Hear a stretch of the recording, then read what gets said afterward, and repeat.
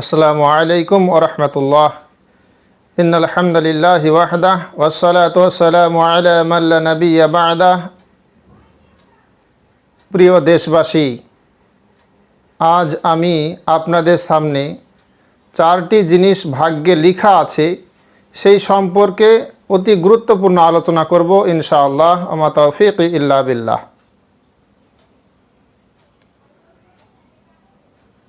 মায়ের পেটে যখন বাচ্চার বয়স 43 মানে 4 মাস হয়, তখন আল্লাহ পাক রব্বুল আলামিন সেই বাচ্চার ভাগ্যে চারটি জিনিস নির্ধারণ করে দেন।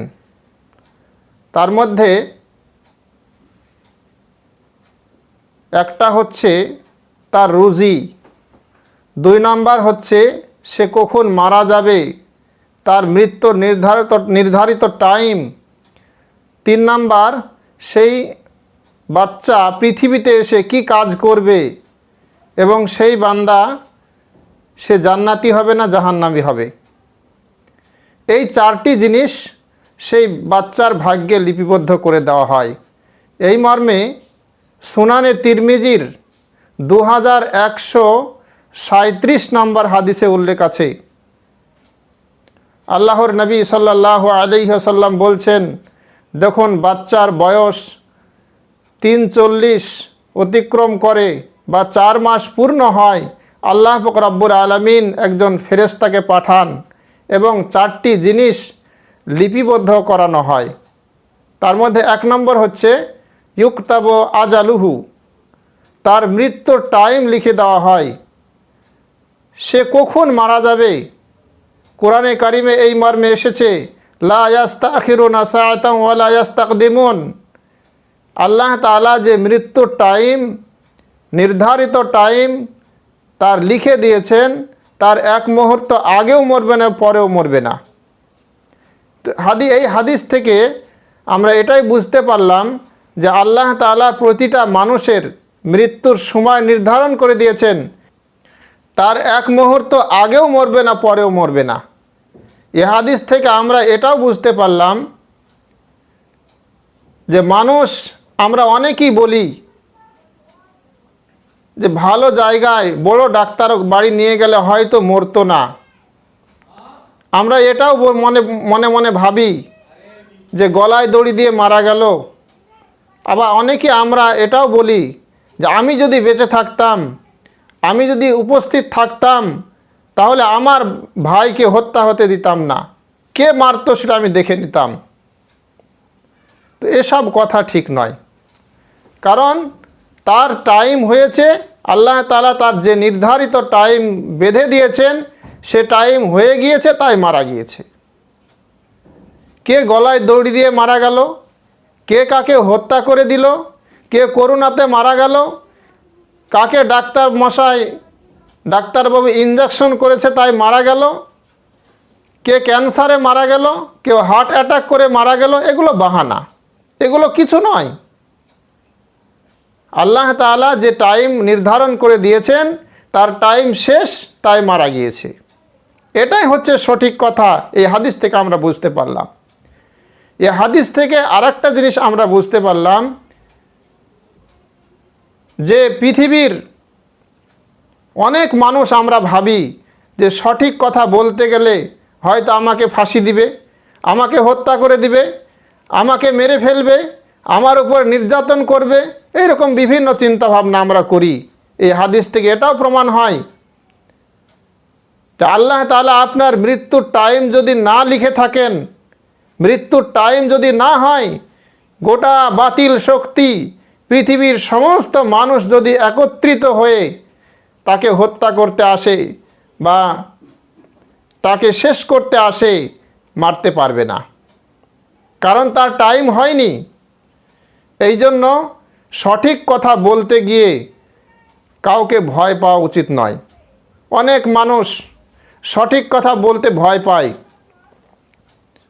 হয়তো চাকরি থেকে আমাকে বাদ দিবে, কি হয়তো অনেক উলামায়ে কেরাম এটা ভাবেন যে সঠিক কথাটা বলতে গেলে হয়তো আমাকে মাদ্রাসায় চাকরিতে আর নিবে না, বরখাস্ত করবে, বিভিন্নভাবে একাধ মানুষ একাধভাবে চিন্তা ভাবনা করে, এটা আদৌ উচিত নয়।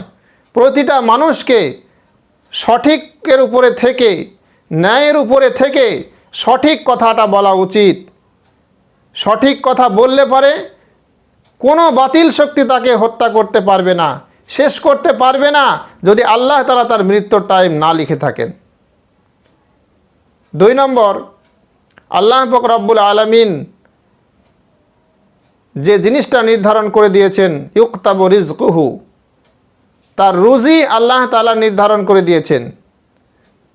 আল্লাহ কাকে কতটা রুজি দেবেন, কাকে কতটা সুখ উপভোগ করা সামগ্রী দান করবেন, সেটা আল্লাহ তাআলা নির্ধারণ করে দিয়েছেন।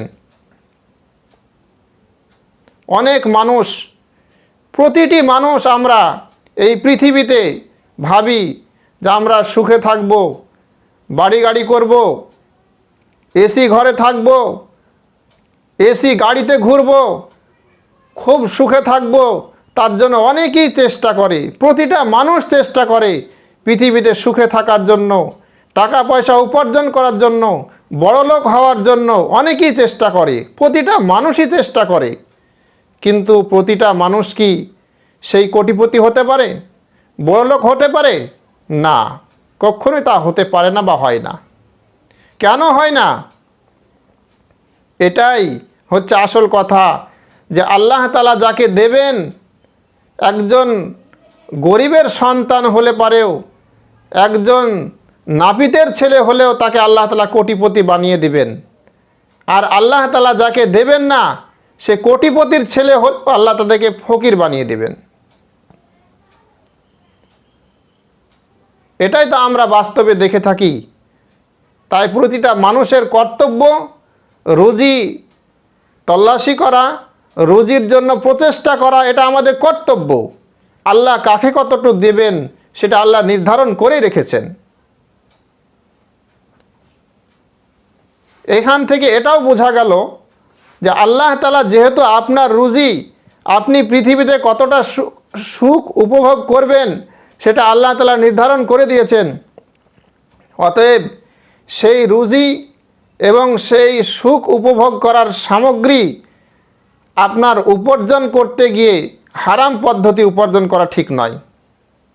কারণ আল্লাহ তাআলা যতটা রুজি আপনাকে দেবেন, আপনি সঠিকভাবে উপার্জন করলেও পাবেন, আপনি হারামভাবে উপার্জন করলেও অতটুকুই পাবেন, তার এক চুল বেশিও পাবেন না, কমও পাবেন না। তাহলে আপনি কেন হারাম পদ্ধতিতে উপার্জন করতে যাবেন? আপনি কি এটা ভাবছেন যে হারাম পদ্ধতিতে উপার্জন না করলে আমার রুজি কমে যাবে? কে বলেছে আপনাকে কন্ট্রোলে মাল ফাঁকি দিয়ে খেতে হবে? কে বলেছে আপনাকে সুদের টাকা খেতে হবে? কে আপনাকে বলেছে ঘুষের টাকা খেতে হবে, অন্যের মাল আত্মসাৎ করে খেতে হবে? কে বলেছে? আত্মসাৎ করে খেলেই কি আপনি বেশি পাবেন? কখনোই তা পাবেন না। কারণ আল্লাহ পাক রব্বুল আলামিন আপনি কতটা রুজি পাবেন সেটা আল্লাহ তাআলা নির্ধারণ করে দিয়েছেন। আর একটা জিনিস আমরা লক্ষ্য করি, দেখবেন অনেক মানুষ মৃত্যুর আগে 30-40 দিন না খেয়ে থাকে, না খেয়ে খেয়ে মারা যায়। এর মানেটা হচ্ছে যে ওই ব্যক্তির রুজি শেষ হয়ে গেছে, কিন্তু মৃত্যুর টাইম এখনও বাকি আছে, তাই সে না খেয়েই থাকবে তার মৃত্যুর সময় পর্যন্ত। আবার আমরা এটাও লক্ষ্য করি যে অনেক মানুষ খায় না মৃত্যুর আগে এক ধামা খেয়ে মারা যায়। ইয়া নিয়ে এসো, তাই নিয়ে এসো, বিভিন্ন ধরনের খাবার খেয়ে পেট ভর্তি করে সে মারা যায়। এটার মানে হচ্ছে যে ওর মৃত্যুর সময় হয়ে গিয়েছে, কিন্তু তার রুজি এখনও বাকি আছে, সেটুক সে না খেয়ে মরবে না। তো চির সত্য এবং বাস্তব কথা যে আল্লাহ পাক রব্বুল আলামিন আপনাকে কতটা রুজি দেবেন সেটা আল্লাহ তাআলা নির্ধারণ করে রেখেছেন। অতএব কোনো মানুষের হারাম পদ্ধতিতে উপার্জন করা উচিত নয়। 3 নাম্বার, আল্লাহ পাক রব্বুল আলামিন লিখে দিয়েছেন সেটা হচ্ছে আমালুহু, যে প্রতিটা বান্দা, প্রতিটা মানুষ পৃথিবীতে এসে সে কি কাজ করবে সেটা আল্লাহ তাআলা জানেন, সেটাও আল্লাহ তাআলা লিখে দিয়েছেন। 4 নম্বর, ওয়া সাকিউন আম আও সাঈদুন।